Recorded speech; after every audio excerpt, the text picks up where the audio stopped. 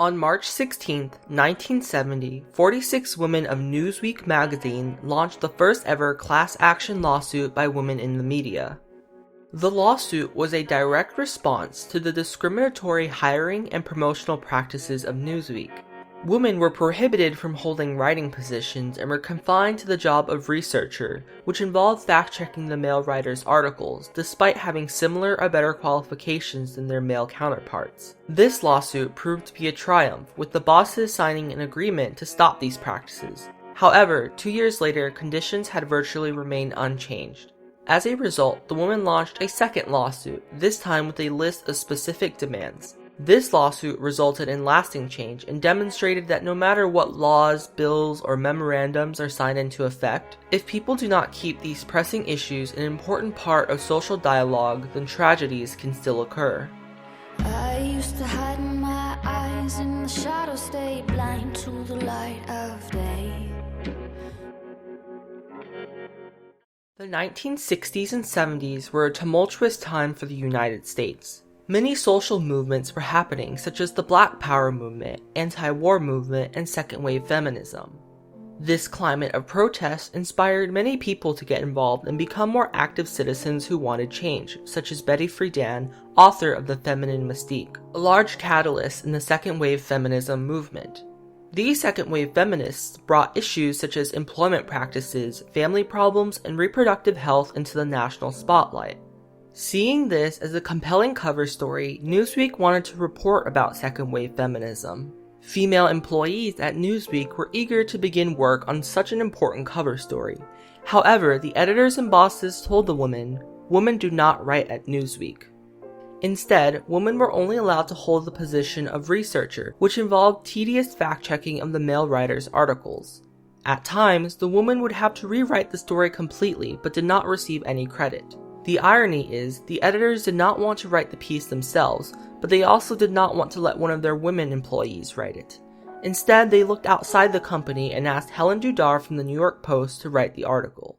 At this occurrence, the women of Newsweek realized that something was very wrong in their workplace. Their suspicions were further confirmed by Judy Gingold, a researcher at Newsweek, who said that a lawyer acquaintance of hers told her that Newsweek hiring and promotional practices were illegal because of the Civil Rights Act of 1964, violating Title VII, which prohibits discrimination based on race, color, religion, sex, and national origin.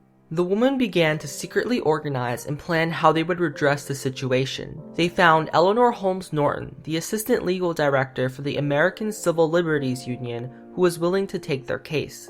After recruiting 46 women, they filed a complaint with the Equal Employment Opportunity Commission, stating, "Women at Newsweek are systematically discriminated against and are forced to assume a subsidiary role simply because they are women." On March 16, 1970, the women announced their lawsuit and held a press conference the same morning the Newsweek magazine on second-wave feminism was released. A smart public relations move, as it allowed for more exposure on the case because an irony was highlighted. It encouraged the public to ask themselves, if Newsweek had found second-wave feminism to be worth a cover story, why is it that they still had sexist hiring and promotional practices within their own doors? Often women think it's their fault, that maybe they're just not good enough. He's doing better, he's getting better assignments, he's getting paid more, as opposed to looking around and documenting how this is true for all the women on the job, and that it is actually a pattern of discrimination. And therefore, it's a system problem. It's a systematic problem within their workplace. Upon announcement of the lawsuit, many newspapers and media outlets reported about the story, from the New York Times all the way to the Italian newspaper La Stampa. Pressured by the women and the public, the male bosses of Newsweek agreed to sign a memorandum that promised to end these discriminatory practices. This was a major triumph for the women. However, the triumph was only temporary. 2 years later, conditions had remained virtually the same, with the women still barred from writing positions. The tragedy part, I would say, is that, and this is true for the women's movement in general, there were people who couldn't make the transition to the new world. I mean, we were a generation brought up in the 50s, and I always like to say not only did the men accept the system, the women accepted the system until one day we didn't accept the system. I mean, we were all raised to believe that none of us were told we should have careers. Most of us were told we would get jobs. And then once we got married or had children, we would stay home and raise the children and support our husbands. As a result, the woman organized and filed a second complaint, this time with a specific list of demands and a refusal to settle for vague promises for change. Their perseverance proved successful. This triumph actually resulted in lasting change. The bigger impact was that right after we filed our complaint, the women at Time Magazine, at Sports Illustrated, at Fortune, and then, at the Associated Press and NBC and the New York Times and the Washington Post all filed suits. So it began this action. All the women started organizing in the news media. To a large degree, the Newsweek lawsuit affected not only women in journalism, but women in all careers. Companies saw that they would be held liable for their actions, and the issue of sexual discrimination could not be swept under the rug anymore.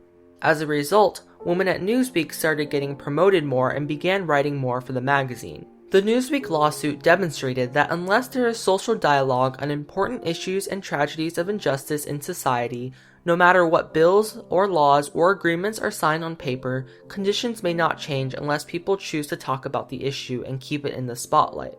The woman's first lawsuit had little to no result despite the employers agreeing to, on paper, that they would change their promotional practices. It was not until the second lawsuit that triumph was long-lasting. To better understand this principle, a parallel can be drawn between the Newsweek lawsuit and the 1954 Brown v. Board of Education Supreme Court case. Despite the court making segregation in public schools illegal on paper, several areas in America still had segregated schools. Many desegregation efforts occurred years after the initial ruling, as evident with the Little Rock Nine in 1957. But it was because of people who continually kept the social dialogue flowing around the tragedy of racism that the Little Rock Nine were able to triumph in their desegregation of Little Rock Central High School. Although Brown v. Board grappled with different issues than the Newsweek lawsuit, both cases demonstrate the necessity of a continual social dialogue in order to triumph over tragedy. The Newsweek women were able to combat tragedy in their triumphs. Their story serves as a reminder to society of the power of social dialogue and protest in times of injustice. The story was first brought up again on a larger scale in 2009 by Jessie Ellison, a writer at Newsweek who felt discriminated against because of her sex. Ellison discovered that several decades ago, women at Newsweek sued their employer for sexual discrimination. I think anytime you can sort of put your own situation in a greater context and see that it's not just me, it's not, I'm not the only one feeling this way, but maybe part of what I'm feeling has to do with the 2,000 years of history around me and, and all of these other things that have led to this moment. I think it just, you feel like there's a lot less self-blaming that happens. There's a lot more just oh, this is bigger than my little self, and we should talk about it. After much research, she published an article about her own experiences and related it back to the lawsuit. The publication of this story inspired Lynn Povich, one of the leaders of the lawsuit, to write her own book on the story. Her 2013 book entitled The Good Girls Revolt: How the Women of Newsweek Sued Their Bosses and Changed the Workplace, further increased social dialogue on the issue of gender in America. With all of these individuals coming forward with their stories, it becomes apparent that the issue of gender is still prevalent in American society.